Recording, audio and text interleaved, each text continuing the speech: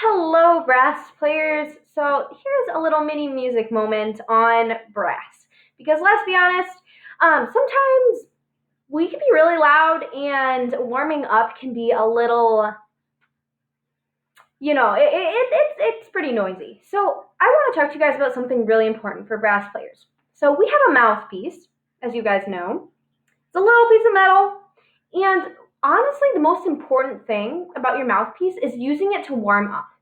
So when you open your music case first thing in the morning, what you actually want to do is take your mouthpiece out and you want to blow some warm air through it. Just go.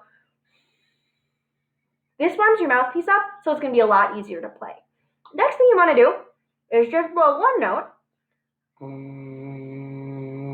preferably a low note, and you want to do a few mouthpiece slides. What this does is it warms up your embouchure, so the entirety of your lips and also your cheeks and the muscles of your jaw and your throat, all of which contribute to really healthy brass playing. So a good warm-up for your brass instrument, after you've blown warm air, you've blown on one low note, is to do some slides. I love brass slides. So one of my favorite ones goes like this.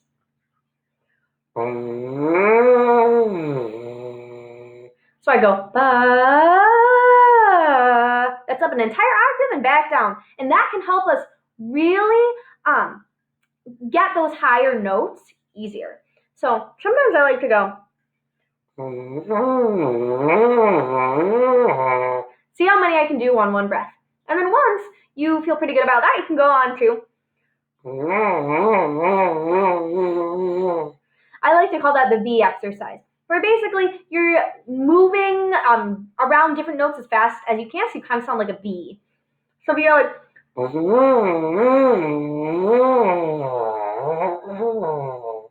sometimes I like to move my face around a little bit, like I am watching a bee.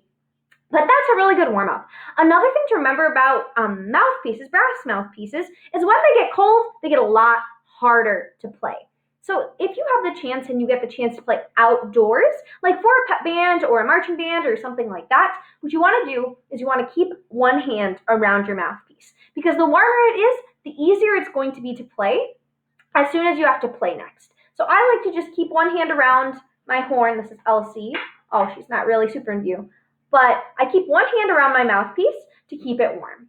Because the warmer your mouthpiece is, the easier it's going to be to play.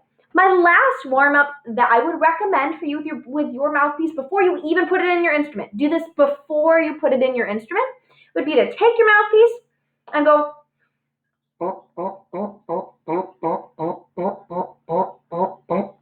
really detached, and then try and go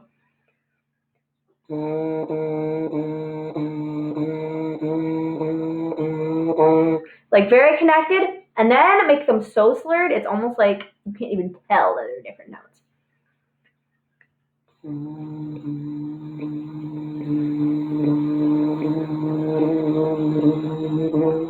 And what you also notice is that when you go and practice in your mouthpiece, it's really easy to tell if you're using bad technique. You don't want to puff out your cheeks like this. That does not sound good, clearly. You want to keep them nice and in, and you want to keep your sound forward at all times. You never want it to kind of sit back here because it's not going to sound good. So just to review, before you even play your instrument, blow warm air through your mouthpiece to warm it up and make it easier to play. Do one buzz on one note. Do a slide of an octave up and down. Then try and see how many you can do at a time. And then just randomly buzz around like a bee. And then do staccato, super disconnected, legato, super connected, and then slurred like. You can almost not tell the difference. You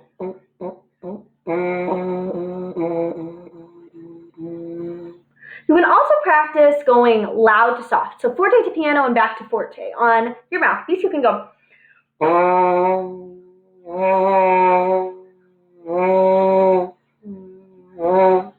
And that is a really awesome way to make sure that you've warmed up without necessarily blowing out the ears of your surrounding classmates and